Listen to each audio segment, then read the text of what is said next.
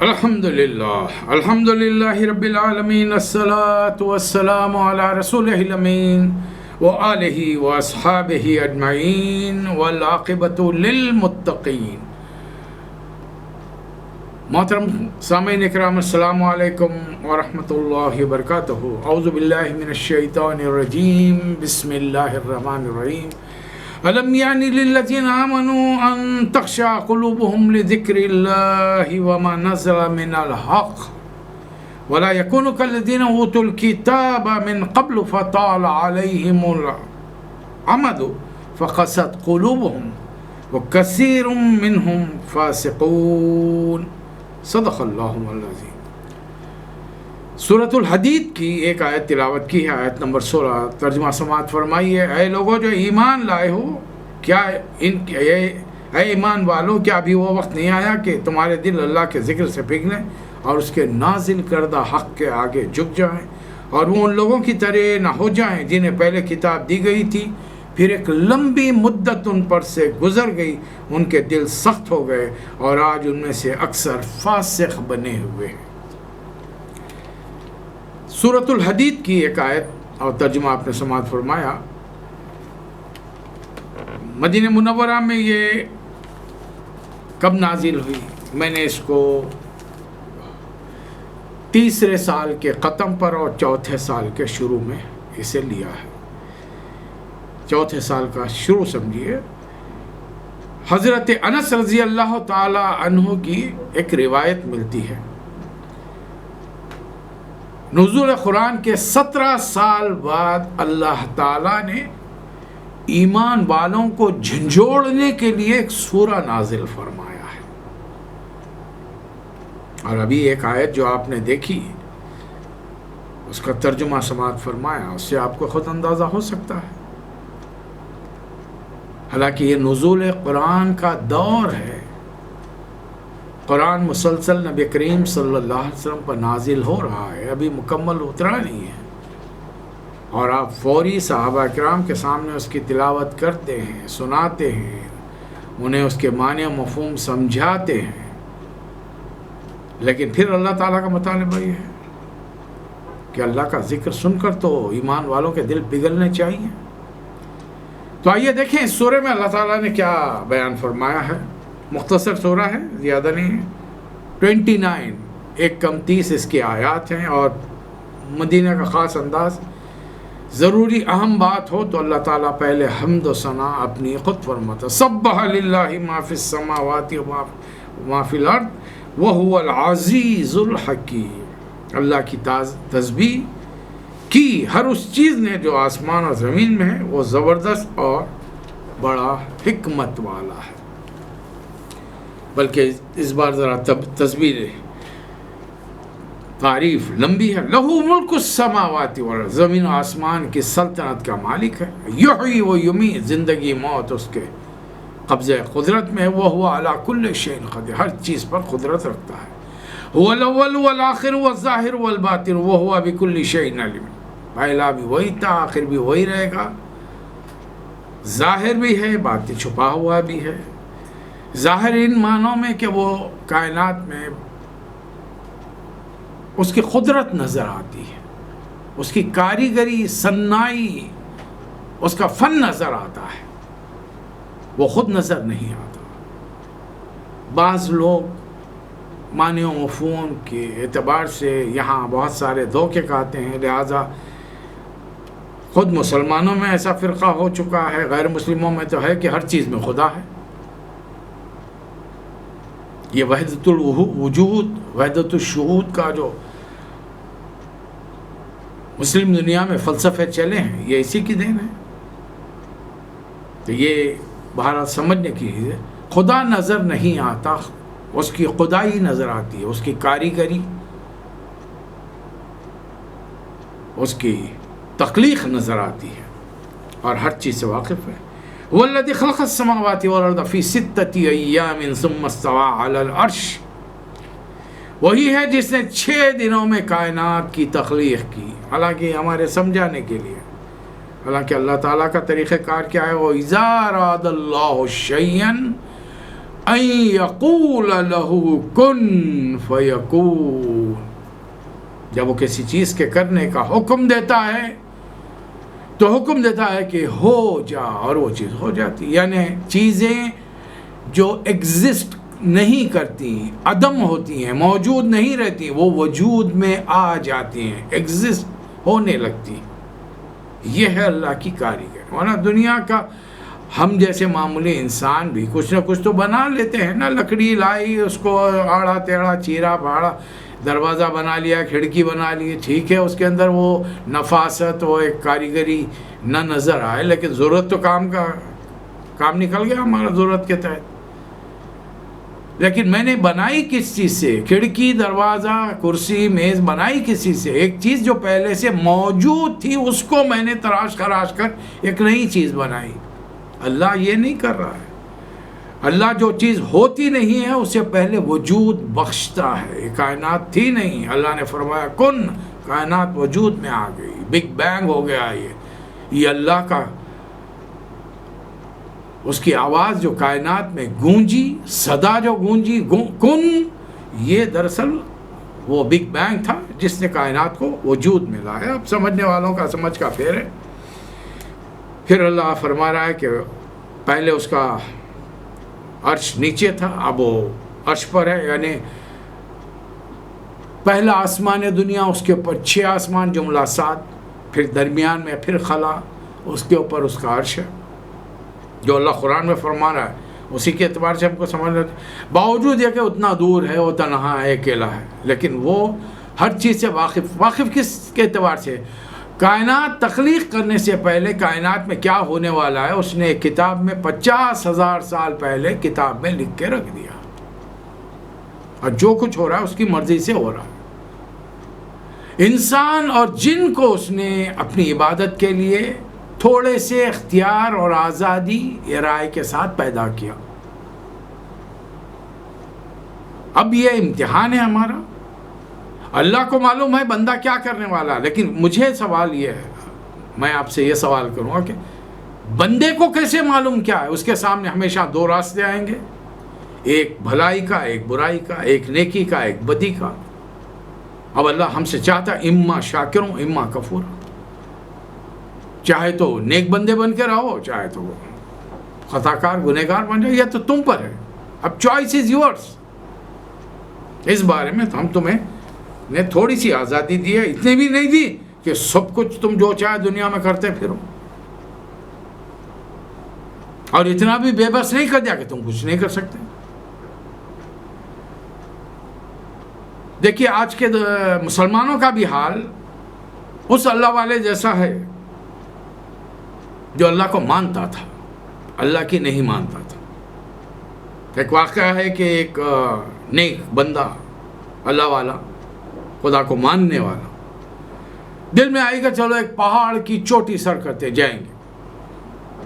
اب پورے ماؤنٹینئرنگ، پہاڑ کی بلندی پر جا رہا ہے، تیاری کر لی، گھر والوں سے رخصت ہوا، پورا ساز و سامان لیا، چل پڑا.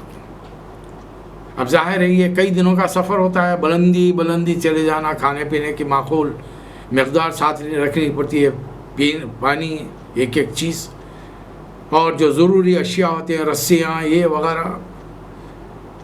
بہرحال ایک دن تقریباً پون دن گزر چکا ہے، شام کے 4 بج رہے ہیں. بندے نے دیکھا کہ چوٹی بڑی قریب ہے، چلو آج چوٹی پر چڑھ جائیں گے، سر کر لیں گے. یہ اوپر چڑھ رہا ہے، اندھیرا پھیلتا جا رہا ہے. اب اندھیرے میں نظر نہیں آ رہا، اور پھر اندھیرا جب اتنا پھیل گیا اور وہ اپنی دھن میں ہے کہ میں بس چند قدم اور چلوں گا تو پہنچ جاؤں گا. اچانک پیر پھسلا اور نیچے گر پڑا. اب وہ اوپر سے بلندی سے نیچے گر رہا ہے. یہ حضرات جب آگے بڑھتے ہیں تو زمین ایک بڑی سی میخ اندر پہاڑ میں ٹھوک دیتے ہیں، پھر آگے قدم بڑھاتے ہیں، پھر ایک میخ ٹھوکتے ہیں، تو ظاہر یہ مضبوط ہوتی ہے. اور یہ اپنی کمر سے رسی باندھے ہوئے ہوتے ہیں. پھر مختلف جگہ پر بل دے کر اسے روکنے کے لیے بھی تیاری میں رہتے ہیں. اب بلندیوں سے نیچے گر رہا ہے, نیچے اندھیرا گپ ہے. اب شام کا وقت ہے, رات کا وقت کوئی دور دور تک نہیں ہے. اب وہ دل ہی دل میں دعا کر رہا ہے, اب مجھے کوئی نہیں بچا سکتا سوائے اللہ کے. تو دل سے ایک آواز نے کہ اے اللہ مجھے بچا لے. رسی کو ایک جھٹکا لگا اور یہ آدمی ہوا میں معلق ہو گیا. کتنی بلندی پر ہے, زمین سے کتنا اونچا ہے نظر نہیں آ رہا. جان بچ گئی. اب وہ ہوا میں لٹک رہا ہے. اللہ سے دعا کرا کہ پروردگار اس وقت پوری کائنات میں میری جان تیرے علاوہ کوئی نہیں بچا سکتا. تو آواز آئی, تیری کمر سے جو چاقو لگا ہے اس چاقو سے جس رسی کو سے تو لٹک رہا ہے اس رسی کو کاٹ دے. ٹھیک ہے, اس نے چاقو تو نکال لیا. جب رسی کاٹنے لگا تو دل میں شیطانی وسوسہ آیا, پتہ نہیں میں کتنی بلندی پر ہوں زمین سے, اور اتنی اونچائی سے اگر گروں گا تو مر جاؤں گا. مدد مانگ رہا ہے اللہ سے, اور غیبی آواز آ رہی کہ اس رسی کو کاٹ دے بچ جائے گا. اللہ کو مان کر اس سے مدد مانگ رہا ہے, اللہ کی نہیں مان رہا ہے. اسی ششوپن میں سرد علاقہ تھا, جاڑے کا موسم, انتہائی شدید سردی. رسی کاٹوں نہ کاٹوں چند گھنٹے گزر گئے اور اکڑ کر سردی میں مر گیا. صبح جب ہوئی تو لوگوں نے دیکھا کہ زمین سے ایک 10 فٹ کی بلندی پر ایک لاش جھول رہی ہے. اب بتائیے, اوپر والا اسے بچانا چاہتا تھا, اس نے حکم دیا رسی کاٹ لے. 10 فٹ کی بلندی سے نیچے گرے گا تو کیا ہوگا آدمی, ایک ہاتھ ٹوٹے گا, پیر ٹوٹے گا, کچھ زخم آئیں گے, دیٹس آل. جان تو نہیں, 10 فٹ کی بلندی سے گرنے سے آدمی مر نہیں جاتا. اللہ کو ماننا اور بات ہے, اللہ کی ماننا اور بات. ماننے کو تو شیطان بھی اللہ کو مانتا تھا, مانتا ہے. قرآن مجید پڑھی ہے, اللہ کے بندوں کو جب بھٹکاتا ہے اور بندے برائی کرتے ہیں, فوری دور جا کر کھڑے رہ کر کہتا ہے کہ انی بریء منکم انی اخاف اللہ رب العالمین. میں تمہارے اس گناہ سے, اس جرم سے, اس ظلم سے میں بری ہوں, میں تو اللہ سے ڈرتا ہوں. اب بتائیے, کیا ہم انسان, اور انسانوں میں بھی ہم مسلمان, محمد صلی اللہ علیہ وسلم کے امتی, قرآن کے ماننے والے, رسالت کے ماننے والے, اتنا ڈرتے ہیں خدا سے؟ اور اسی لیے اللہ تعالیٰ قرآن نازل کرتا ہے.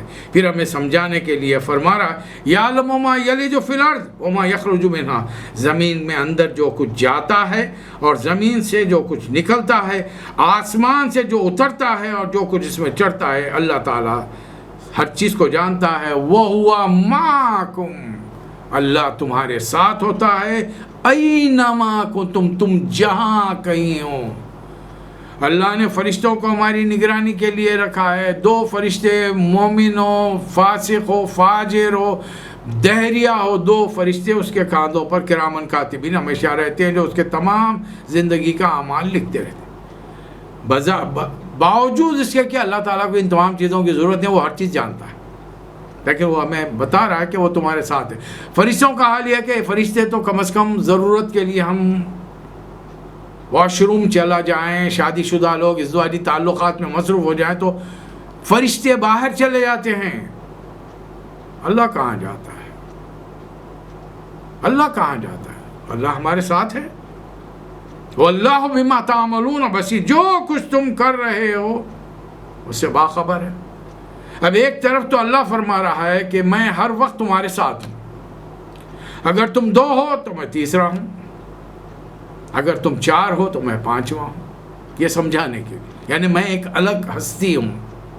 اور دوسری طرف ہم سے وَنَحْنُ أَقْرَبُ إِلَيْهِ مِنْ حَبْلِ الْوَرِيدِ، میں بندے سے اس کی شہرک سے زیادہ قریب ہوں۔ ایک طرف تو اللہ کو اتنا قریب مانا کہ ہر چیز کو دیکھ رہا ہے، جانتا ہے، اور دوسری طرف دنیا والوں کے بارے میں یہ تصورات ہونا کہ انسان ہمارے جیسے انسان وہ بھی ہمارے ساتھ ہر وقت رہتے ہیں۔ میرا اپنا ذاتی تجربہ ہے میرے اپنے لوگوں کے ساتھ، اور آپ یہ تمام باتیں سنتے ہیں، واقعات سنتے ہیں۔ ایک بڑے مولوی صاحب کا واقعہ کتابوں میں پڑھا ہوگا یقیناً آپ نے۔ مرید ان کے پاس بڑے پیر صاحب کے پاس پہنچے۔ اب مرید کی دو بیویاں ہیں،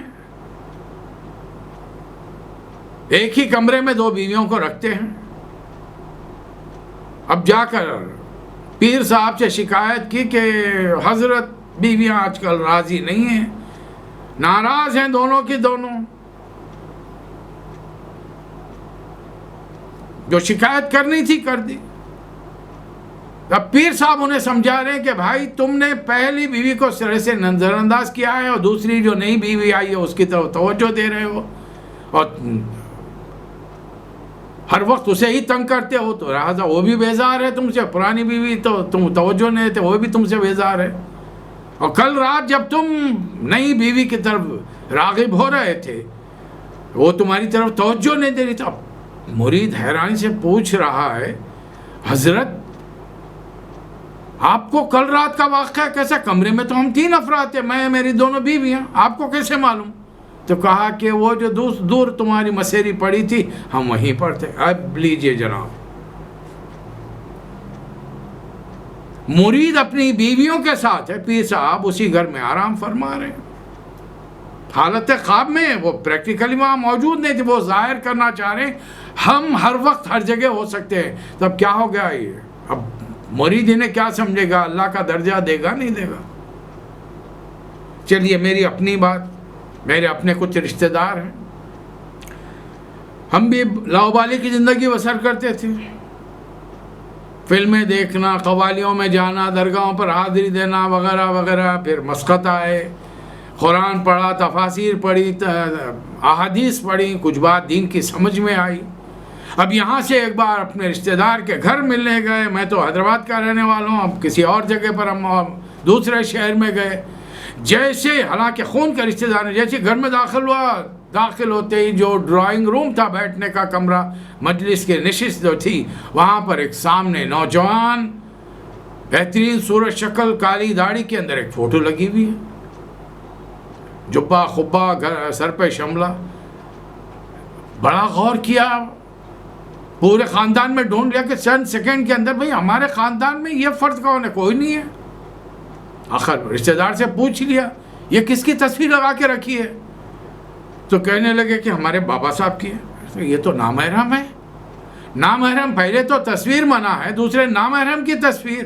اگر آپ کو تصویر رکھنے کا اتنا ہی شوق ہے تو داڑھی تو ہماری بھی ہے، پہلے نہیں تھی، اب داڑھی آ گئی ہے، ہماری رکھ لیجیے، ہم آپ کے محرم رشتہ دار ہیں۔ اور یہ آپ نے یہ دروازے کے سامنے کیا رکھی کہ باہر سے آنے والا دروازے میں داخل ہو تو سامنے تصویر چوکیدار کی طرح دیکھ رہی ہے، نگرانی۔ ارے فوری ان کی زبان سے نکلا، ارے کیسی بات کر رہے ہو؟ انہیں معلوم ہو گیا تو بڑا مسئلہ ہو جائے۔ مجھے معلوم ہے کہ وہ حضرت دوسرے اسٹیٹ میں 400 کلومیٹر دور رہتے ہیں، اور میرے اپنے رشتہ داروں کا معاملہ ہے کہ وہ سمجھ رہے ہیں کہ وہ 400 کلومیٹر دور ہونے کے باوجود اس گھر پر اس کے آگے ہونے والی ایک ایک حرکت پر نظر رکھے ہیں، اور میں نے جو انہیں چوکیدار کہہ دیا ہے، چوکیدار کی تصویر، اب اس پر وہ ناراض ہو کر مجھے تو بسم کر دیں گے۔ خدا تو نہیں سمجھا، خدا کے برابر تو مقام تو پہنچا دیا نا۔ یہ بڑا مسئلہ مسلمانوں کے ساتھ ہے۔ لہو ملک السماوات والارض واللہ ترجع الامور، زمین و آسمانوں کی بادشاہی اسی کی ہے، تمام معاملات اسی کی طرف لوٹ کے جاتے ہیں۔ رات سے دن کو، دن سے رات کو نکالتا ہے، دلوں کے علم بذات الصدور، دلوں کے چھپے ہوئے راز جانتا ہے۔ لہٰذا اے مسلمانوں، آمنوا باللہ ورسولہ وانفقوا مما جعلکم مستخلفین فیہ، اللہ رسول پر ایمان لاؤ اور خرچ کرو۔ یہ ہے اصل موضوع آج کے اس سورے کا۔ آپ جانتے ہیں کہ مکے سے جو مہاجرین آئے ہیں سارے کے سارے تقریباً لٹ پٹ کر خالی ہاتھ آئے، چند ضرورت کے سامان لیے رات کی تاریکی میں نکلے آئے، سوائے چند صحابہ کے جو اپنی پوری دولت لے کر۔ ساتھ آئے حضرت عمر وغیرہ، بقایا تو چھپ چھپا کے آئے تو زیادہ سامان نہیں لا سکے۔ مدینے کے لوگ یہودیوں کے چنگل میں مختلف رسومات وغیرہ میں پھنس کر پہلے سے قرض دار وغیرہ غریب غربا ہیں، کھیتی باڑی کرنے والے چند عمرہ ہیں یہاں پر، لیکن اللہ فرما رہا ہے کہ ایسے مشکل ترین حالات میں بھی 2 روٹیاں ہوں تو ایک اپنے بانٹ لو، 2 چادریں ہوں تو اپنے بھائی سے۔ اور واقعی وہاں انصار مدینہ نے بھائی چارگی کا حق ادا کیا، لیکن اللہ کا مطالبہ یہ ہے کہ اور خرچ کرو۔ کھانے کے لیے ایک کھجور میسر گھر میں ہے تو آدھی کھجور تم کھاؤ، آدھی کھجور اپنے بھائی کو دو، اتنا آگے بڑھو۔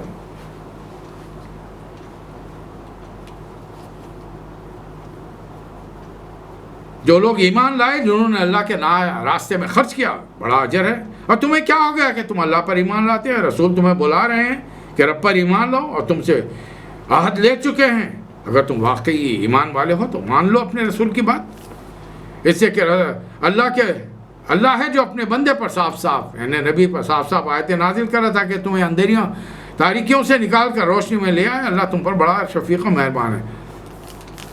اور تم جو کچھ تمہارے پاس ہے یہ کیسے سمجھ لیا تمہارا ہے؟ آج بھی ہم بہت سارے لوگ نوکری کرتے ہیں، کاروبار کرتے ہیں، تو یہ جملے بار بار نکلتے ہیں، میری تنخواہ، میری دکان، میرا گھر، میری گاڑی۔ اللہ فرما رہا ہے عارضی ہے ساری چیزیں جو اللہ نے تمہیں دی ہیں، ٹھیک ہے؟ محنت تم نے کی، تم جیسے کروڑوں محنت کر رہے ہیں، ان کو ایک وقت کی روٹی بھی بعض کو میسر نہیں ہے۔ بات محنت کی نہیں ہے، ہم جسے جتنا جب چاہے دینا چاہیں دے سکتے ہیں، نہ دینا چاہیں۔ میں نے اپنی آنکھوں سے دیکھا ہے انتہائی ویل کوالیفائڈ لوگ سال ہا سال بیکار پھرتے رہے، ان سے کم درجے کی کوالیفیکیشن، تجربہ، قابلیت رکھنے والے ان سے بڑے بڑے پوزیشنوں پہ بیٹھے ہوئے۔ بلکہ ایسے جاہلوں کو بھی دیکھا جن کو لکھنا پڑھنا نہیں آتا، دستخط کی جگہ پر انگوٹھا لگاتے ہیں، لکھ پتی کروڑ پتیاں، بڑے بڑے پڑھے لکھے لوگ ان کے پاس چاکری نوکری کرتے ہیں۔ یہ ہے اللہ تعالیٰ۔ اب اللہ تعالیٰ ایک قانون سمجھا رہے ہیں، یہ زمین آسمان کے جو خزانے ہیں یہ اللہ کی میراث ہیں، اور ساری دنیا کو ایک دن چھوڑ کے جانا ہے، پھر اللہ ہی وارث ہوگا۔ اب کان کھول کر سن لو، لا یستوی منکم من انفق من قبل الفتح وقاتل۔ 2 آدمی کبھی برابر نہیں ہو سکتے۔ ایک وہ ہے جو خرچ کر رہا ہے، ابھی اسلام کو فتح نہیں ملی، کامیابی نہیں ملی، اور مال خرچ کر رہا ہے، اپنی جان لڑا رہا ہے۔ ایسے شخص کا درجہ کیا؟ اولئک اعظم درجۃ من الذین انفقوا من بعد وقاتلوا۔ اس کا درجہ بہت بلند ہے ان لوگوں کے مقابلے میں جو فتح کے بعد ایمان لائیں اور قتال بھی کریں، لیکن دونوں سے اللہ تعالیٰ کے اچھے وعدے ہیں۔ ہر دور کے مسلمانوں سے اللہ کا مطالبہ ہے، من ذا الذی یقرض اللہ قرضا حسنا، کون ہے جو اللہ کے راستے میں مال خرچ کرے؟ اس لیے کہ پوری کائنات کی مخلوق، الخلق عیال اللہ، یہ ساری کے ساری مخلوق اس کی عیال ہے، اس کا گھرانہ ہے، اس کا کنبہ ہے۔ اللہ کے کنبے میں مسلم غیر مسلم جس کے ساتھ تم بھلائی کرو گے، اس کی حاجت ضرورت تکلیف کو دور کرو گے، ضرورت پوری کرو گے، اللہ تعالیٰ تمہارے برے وقت میں تمہارا ساتھ دے گا۔ اسی لیے رسول اللہ صلی اللہ علیہ وسلم نے فرمایا وہ بندہ مومن نہیں ہے جو پیٹ بھر کر کھا کر سو جائے، اس کا پڑوسی بھوکا ہو سکتا ہے آپ کا میرا پڑوسی دہریا ہو، خدا کو نہیں مانتا، ہو سکتا ہے بتوں کا پوجنے والا ہو، شرابی ہو، جواری ہو، کوئی برائی کا مالک ہو سکتا ہے، لیکن رسول اللہ صلی اللہ علیہ وسلم نے صاف فرما دیا اگر وہ بھوکا سو رہا ہے اور تم پیٹ بھر کر کھا لیا، تم مومن ہو۔ کیا پتا تمہارا خرچ کرنا، اس کا وقت پر پیٹ بھرنا، بیماری میں دوا دارو کرنا، اسے اس برائی سے نکال کر اللہ کی بندگی میں لے آئے۔ تم کیا جانتے ہو؟ اللہ جانتا ہے، تم کو تو کام کرنا ہے۔ ایسے لوگوں کا جو اللہ کو قرض دیتے ہیں ان کا اجر اللہ تعالیٰ بڑا چڑھا کر دے گا۔ قیامت کے دن اس تاریکی میں ان کا نور ان کے آگے آگے دوڑ رہا ہوگا، ان کے لیے جنت کی بشارتیں ہوں گی۔ جبکہ منافق مسلمان ہوتا ہے، مردوں عورتوں کا حال یہ ہے کہ نور والے مومنوں کو دیکھ کر کہیں گے کہ ذرا ہماری جانب بھی دیکھو تاکہ تمہارے نور کی روشنی ہم بھی ذرا راستہ تھے، کہ ان سے کہا جائے گا کہ پیچھے ہٹ جاؤ، تم نہیں دیکھ سکتے۔ پھر آ رہی ہے وہ آیت جو میں نے آپ کے سامنے تلاوت کی، کیا ایمان لانے والوں پر ابھی وہ وقت نہیں آیا کہ ان کے دل اللہ کے ذکر سے پگھلیں؟ ایک علاقے میں مساعد سے 700-800 سال پہلے 900 سال پہلے کی بات ہے، مسلمان علاقہ، مسلمان بادشاہ، حکمرانی چل رہی ہے، حکمران مسلمان، رعایا مسلمان، ایک صاحب ڈاکو بن گئے۔ انسانی ڈاکو بنتا ہے، مسلمان بھی ڈاکو بن سکتا ہے، شرابی، جواری، بدکار، ہر برائی مسلمان میں آ سکتی ہے، لیکن اگر اسلام انسان قبول کر لے، اس کو برائیوں سے نہ صرف بچنے کا حکم ہے، دوسروں کو بچانے کا حکم دیا جاتا ہے اسلام میں۔ بڑے طاقتور تھے، اکیلے ڈاکے ڈالتے تھے اور بڑے ہر چیز کا خبر اطلاعات رکھتے تھے، کون سا قافلہ شہر کے باہر سے گزر رہا ہے، کتنا سامان ہے، کتنے لوگ ہیں، کیسے اسے لوٹا جا سکتا ہے۔ اتنی جانکاری کے بعد آدھی رات کو جا کر حملہ کر کے، بڑے بہادر بھی تھے، کوئی مقابلہ کرے تو قتل کر دے۔ ایک بار اطلاع ملی کہ ایک قافلہ آیا ہے، آدمی کم ہے، مال زیادہ ہے، پوری بھرپور تیاریاں کرنی، آدھی رات کو نکلے۔ جب اس بستی کے باہر نکلے، دیکھا قافلہ ایک جگہ پر اپنا ڈیرا ڈالا ہے اور سناٹا طاری ہے۔ ادھر ادھر دیکھا، سارے لوگ سوئے پڑے ہیں۔ اب ظاہر ہے پرانے زمانے کے جو تجارتی قافلے ہوتے تھے، ایک دائرے کی شکل میں یہ کرتے سفر کرتے تھے تاکہ کوئی اچانک گھس کے حملہ نہ کرے۔ جب یہ داخل ہونے کی کوشش کرتے، کونے سے انہیں آواز آئی، دیکھا کہ کونے میں ایک آدمی تنہا کھڑا ہے اور نماز پڑھا۔ یہ مسلمان تھے، نماز کو جانتے تھے۔ اسے نماز پڑھنے والوں کو اطراف و اکناف کا کسی چیز کا خیال نہیں ہے، بس اللہ کی عبادت میں اور تلاوت میں مصروف ہے۔ یہ آہستہ آہستہ قدم دبا کر اس کے قریب جاتے، اتنے قریب پہنچے کہ کان میں آیت آنے لگی۔ پڑھنے والا قرآن تلاوت کر رہا تھا، سورہ حدید کی تلاوت ہو رہی تھی۔ یہ جب اتنے قریب پہنچ گئے کہ اب قرآن واضح طور پر انہیں سنائی دے رہا ہے، یہ آیت ان کے کانوں میں پڑی۔ الم یعنی للذین آمنوا ان تخشع قلوبهم لذکر اللہ وما نزل من الحق ولا يكونوا كالذين اوتوا الكتاب من قبل فطال عليهم الامد فقست قلوبهم وكثير منهم فاسقون۔ کیا ایمان لانے والوں کے لیے ابھی وہ وقت نہیں آیا کہ ان کے دل اللہ کے ذکر سے پگھلے اور اس کے نازل کردہ حق کے آگے جھکیں اور ان لوگوں کی طرح نہ ہو جائیں جنہیں پہلے کتاب دی گئی، ایک لمبی مدت ان پر سے گزری، ان کے دل سخت ہو گئے اور ان میں سے آج اکثر فاسق ہیں۔ فاسق وہ جو اللہ کا حکم سنے پھر برائی کرے، اس حکم کی خلاف ورزی کرے۔ یہ ڈاکو ٹھٹک کے رہ گیا، مسلمان تھا، عربی جانتا تھا، قرآن کے الفاظ جب کان میں پڑے تو ڈر رک گیا وہاں۔ ایک آیت نے اس کی زندگی پلٹ دی۔ خاموشی سے بغیر ڈاکہ ڈالے گھر واپس پہنچا اور اپنے بارے میں سوچنے لگا، میں کیا کروں۔ بہت دیر تک سوچنے کے بعد میں پھر خیال آیا کہ نہیں، اب مجھے اللہ سے توبہ کرنی ہے۔ جن کا مال میں نے یہ نوٹ ایک ایک چیز تیاری کر کے لوٹی ہے، ایک ایک کا مال میں واپس کروں گا، توبہ کروں گا، استغفار کروں گا، اللہ کے دربار میں رجوع کروں گا، وہ بڑا تواب الرحیم ہے، معاف کرنے والا۔ آخر میں انہوں نے ایک ایک فرد کا حق واپس کرنے کی حتی المقدور کوشش کی، توبہ کی، اللہ نے توبہ قبول کی۔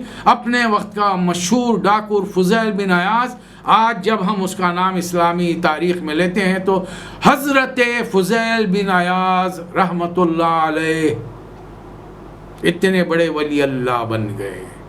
ایک آیت نے انسانی زندگی کو تبدیل کر، قرآن زندگیوں کو تبدیل کرنے کے لیے آیا ہے، لیکن آج کا مسلمان معجزے مانگتا ہے۔ موسیٰ علیہ السلام کی طرح لکڑی ڈالو اژدہا بن جائے، کوڑی کو ہاتھ لگاؤ دیکھنے تندرست ہو جائے، اندھے کو ہاتھ لگاؤ دیکھنے لگے، مردے کو ٹھوکر مارو اٹھ کے لگے۔ اس سے کیا ہوگا؟ اس سے کیا ہوگا؟ کوئی مردہ اگر ہمارے خاندان کے کسی فرد کو کوئی زندہ کر کے لائیں گے تو مجھے ایمانداری سے دل پر ہاتھ رکھ کر بتائیے، اس مردے کو آپ اپنے گھر میں جگہ دیں گے؟ ہمارے دادا پڑدادا اگر کوئی اٹھ کے آ جائیں تو